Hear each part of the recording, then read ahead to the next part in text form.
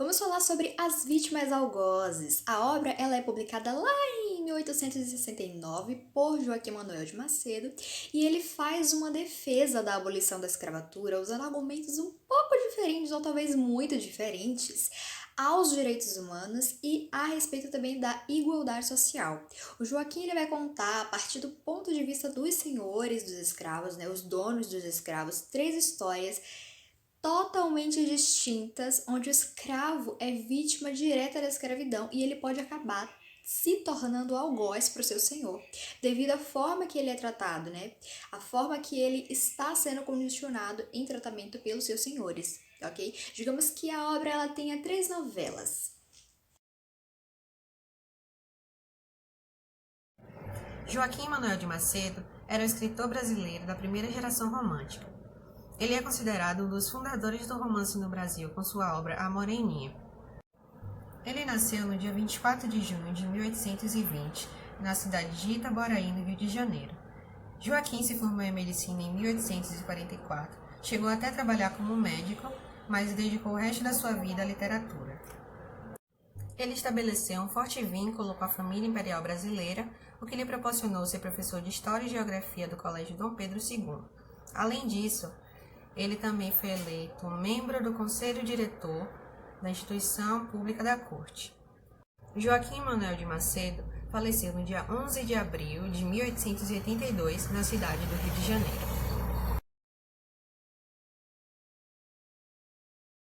O narrador da trama é um narrador heterogenético, que pode ser um narrador intruso, mas não faz parte da história. Já a linguagem é uma linguagem bastante formal e culta, característica da época em que o livro foi publicado. Na segunda novela, Pai Raiol, Paulo Borges é um fazendeiro rico que compra 20 escravos, dentre eles Pai Raiol, um feiticeiro de má fama, e Esméria, sua ex-amante. Eles planejam uma rebelião e, aos poucos, Esméria seduz Paulo. Sua esposa Teresa, ao descobrir a traição do marido, adoece e é envenenada por Esméria, que, ao se tornar a dona da casa, envenena os filhos de Paulo. Quando são descobertos, Pai Raiol é morto em uma luta contra o escravo e Esméria é presa. Paulo fica sozinho e triste.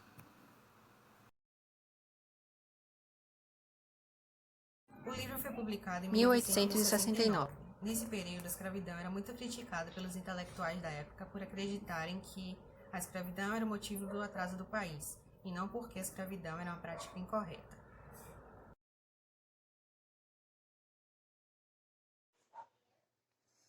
Paulo Borges era um rico fazendeiro de 46 anos, alto, com cabelos castanhos e crespos, que se casou com Teresa e comprou 20 escravos, entre eles Pai Raiol e Isméria.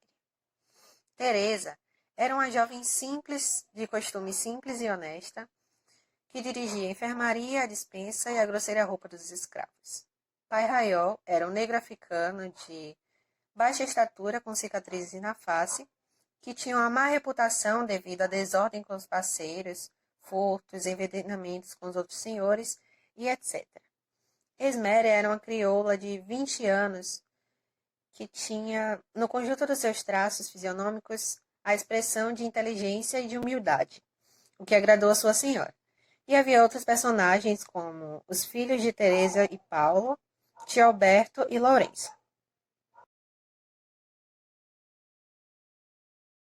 Passa no Brasil, no século XIX, durante a década de 1870, que foi quando o movimento abolicionista começou a crescer no Brasil. As primeiras páginas de Pai Raiol, em Vítimas Algozes, mostram a visão bruta e medonha dos escravos, os trata como transmissores de doenças, feiticeiros, sua religião como um culto grotesco, uma superstição, uma religião do mal com entidades falsas, dentre várias outras ofensas. A novela nos introduz a Paulo Borges, um fazendeiro rico que vivia em sua fazenda com seus 2 filhos e sua esposa, Teresa, que estava grávida do terceiro. Paulo, que queria aumentar suas terras, comentou com sua esposa que iria a uma arrematação de escravos numa vila.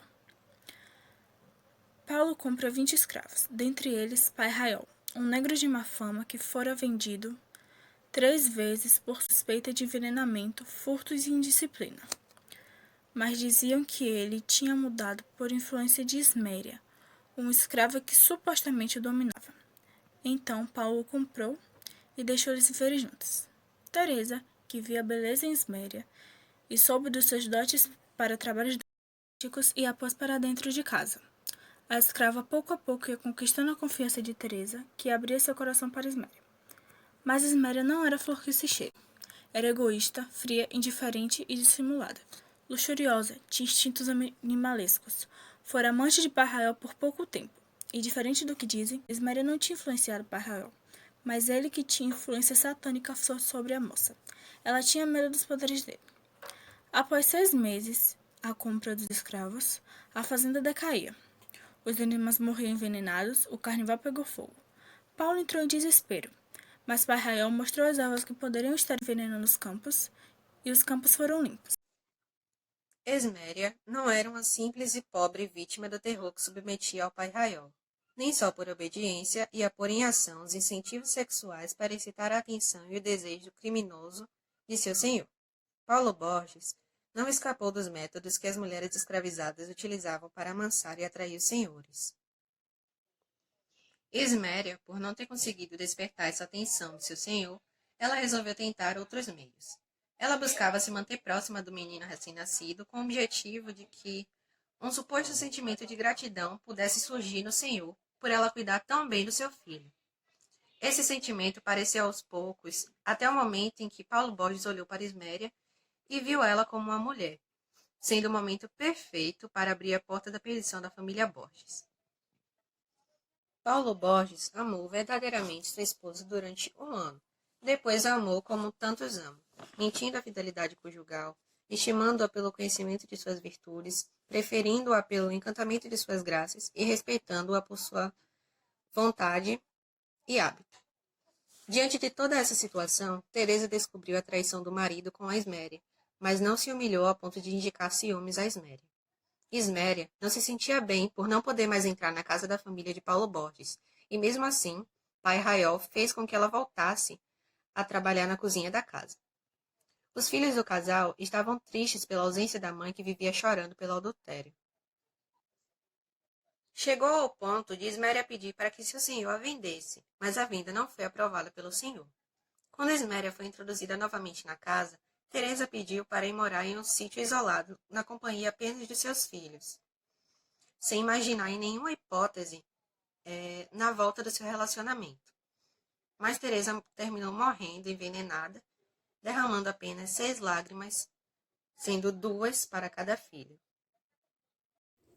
Na segunda narrativa, mais precisamente a partir da página 70 em diante, vimos que há uma forte declaração de ódio entre Alberto e pai Raiol. Alberto é tido como Hércules por sua fisionomia, que segundo a narrativa é bonita, e pai Raiol é tido como feiticeiro. Inclusive, ele tem grandes planos para matar Alberto.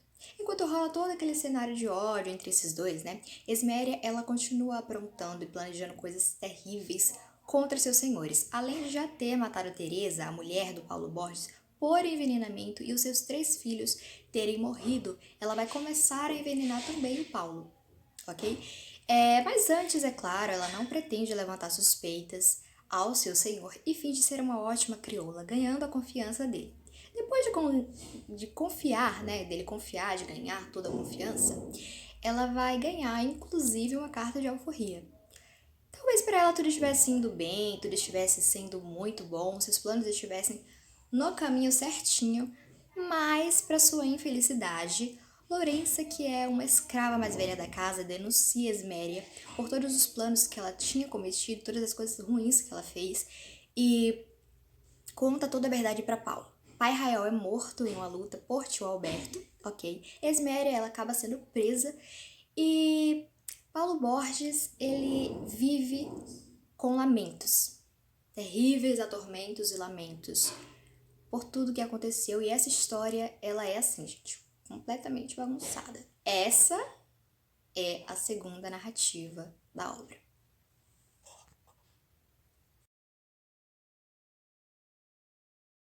É interessante também falarmos a respeito da importância da obra, né? Onde o objetivo geral é refletir por meio da obra vítimas, algozes, quadros da escravidão. Então a importância ela vai estar ali se concentrando na resistência negra para o fim da escravidão, demonstrando que essa resistência frente ao sistema acabou sendo utilizado por Macedo como um argumento para justificar a necessidade da emancipação dos escravos.